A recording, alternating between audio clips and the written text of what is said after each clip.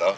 And of course, I really encourage the Philippine National Police to be a little more aggressive, no? Especially when it comes to imposing our own anti-nuisance ordinance.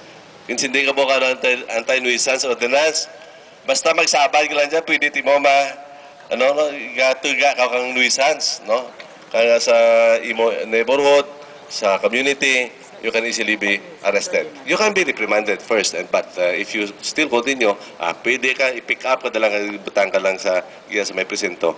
And I think that lowers the threshold for criminalities. Ang botong ambalan, hindi taran paghulatan nga maglinupok ron dyan, kapag binunanay ron dyan, antes na imuon o dakpan ng tao. So I think that is a good ordinance. There is a lot of wisdom. Una, raka dyan na isa sa SB, pero sa uri na nakita rin natin, nga it really helped the town in preventing criminalities, no? Kag mga basta troubles. Now,